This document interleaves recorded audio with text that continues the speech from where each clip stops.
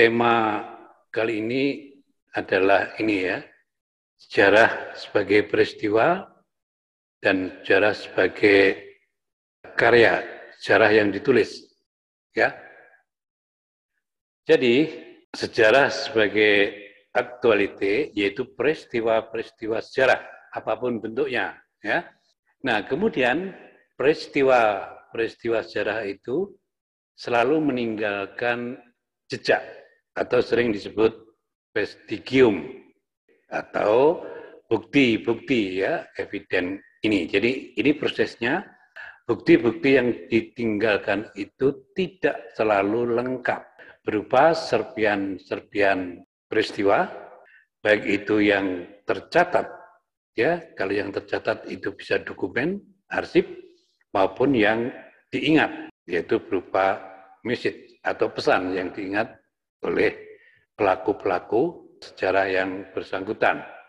Kemudian untuk mengumpulkan bukti itu menggunakan historical method, metode sejarah. Setelah itu ada metodologi, dan yang terakhir ini sejarah sebagai yang ditulis atau history as written ini. Jadi itu prosesnya, ini terpisah. Jadi sejarah sebagai peristiwa itu berdiri sendiri dan selalu akan meninggalkan jejak atau vestigium berupa bukti-bukti ya atau eviden itu. Nah, untuk ini, untuk proses penulisan sejarah yaitu menggunakan historical method, yaitu mulai dari heuristik, kritik sumber, dan seterusnya, dan seterusnya. Setelah itu ada yang disebut metodologi sejarah, yaitu bagaimana bukti-bukti yang terseleksi itu kemudian dikelompokkan, kemudian dirangkai dengan perspektif teoritik atau dengan menggunakan konsep-konsep, baik itu konsep sejarah atau ilmu bantu yang lain, maka dari situlah kemudian, maksud saya dari bukti-bukti yang terkumpul itu melalui historical method itu dengan perspektif teoritik atau metodologi itu kemudian ditulis atau direkonstruksi kembali. Sekali lagi, rekonstruksi historis itu selalu tidak lengkap. Mengapa? Karena vestigium atau bukti-bukti yang ditinggalkan oleh peristiwa itu juga tidak lengkap. Nah, ketidaklengkapan itu bisa jadi ketika sejarawan atau penulis sejarah mengumpulkan bukti-bukti itu baru menemukan sebagian atau sebagian besar dari bukti-bukti yang tercecer itu. Ini proses bagaimana sejarah sebagai peristiwa itu kemudian direkonstruksi melalui bukti-bukti untuk menjadi karya sejarah atau sejarah yang ditulis itu. Kita mulai dari tadi ya, setiap peristiwa itu kan selalu meninggalkan jejak atau sering disebut sumber sejarah, dokumen. Ya, nah sumber sejarah ini dapat berupa tertulis, ya dokumen, dapat berupa oral yang diingat, ya yang diingat oleh pelaku-pelaku sejarah atau penyaksi peristiwa yang bersangkutan. Nah, untuk merekonstruksi peristiwa itu dalam konteks menyusun peristiwa sejarah, maka diperlukan ini 4W 1H. Bagaimana peristiwa itu terjadi? Nah, kalau sudah plus 1H ini, maka kita masuk ke analitik, masuk ke interpretasi dari bukti-bukti yang dikumpulkan tadi.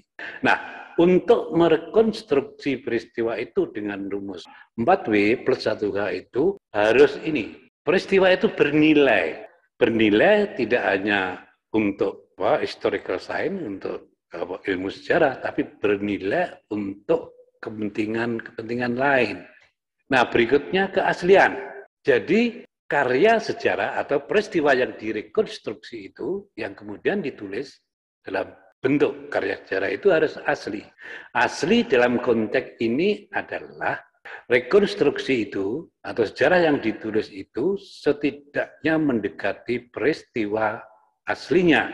Sejarah sebagai peristiwa itu. Nah, keaslian dalam konteks ini juga mengacu pada misalnya peristiwa X ya, itu sudah banyak ditulis, tetapi penulis yang berikutnya ini menemukan atau melihat peristiwa itu dalam perspektif yang berbeda, itu yang disebut keaslian dalam pengertian yang kedua ini.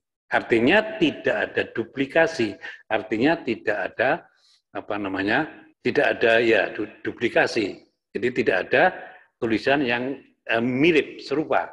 Ya, setiap tulisan itu harus berbeda walaupun temanya sama. Berbeda dalam konteks bagaimana penulis itu melihat peristiwa itu. Yang ketiga, kepraktisan. Jadi ini dalam konteks memilih topik penelitian sejarah, yaitu kepraktisan. Jadi kalau misalnya Anda, ini contoh ya, misalnya Anda bertempat tinggal di Yogyakarta, kemudian mengambil tema yang kebetulan lokasinya ada di sana, di jauh, di Irian misalnya, di Irian Barat, sementara sumber-sumber itu harus dicari di Irian. Nah, sementara misalnya anggarannya itu tipis atau kecil, maka kalau dipaksakan untuk riset ke Irian dengan tema tertentu itu saya kira tidak praktis. Ini dalam konteks yang ketiga, kepraktisan untuk memilih riset sejarah itu. Nah, masih dalam konteks rekonstruksi peristiwa, nah setelah ini topik dipilih, maka dilanjutkan dengan heuristik, penelusuran sumber-sumber yang mendukung tema atau topik yang dipilih tersebut. Heuristik ini ada pengumpulan sumber, corroboration, dan contextualization. Ya, ada 3 komponen ini. Nanti saya jelaskan pada bagian berikutnya. Setelah heuristik, maka langkah berikutnya yaitu verifikasi atau sering disebut kritik sumber, yakni kritik internal dan kritik eksternal. Setelah itu, setelah verifikasi, maka tahap berikutnya yaitu dilakukan interpretasi. Interpretasi ini memuat 3 komponen, sekurang-kurangnya 3 komponen ini. Dan ini nanti yang menjadikan historiografi karya itu sesuai dengan karakteristik dari sang penulis. Misalnya, sang penulis memilih secara sintesis, misalnya, maka akan berbeda dengan penulis lain yang akan memilih atau dengan perspektif sebab akibat. Nah, sintesis dan sebab akibat ini keduanya memerlukan konsep dan teori. Ya, makanya di dalam ilmu sejarah itu selalu ada ilmu bantu atau sering disebut ilmu bantu sejarah. Nah, konteksnya adalah apakah ilmu bantu itu menyumbangkan konsep untuk lebih memahami peristiwa masa lalu itu? Apakah ilmu bantu itu menyumbangkan atau menyediakan teori untuk lebih memahami peristiwa yang akan direkonstruksi itu? Atau peristiwa yang akan ditulis kembali, history as written tadi. Ini prosesnya, ya.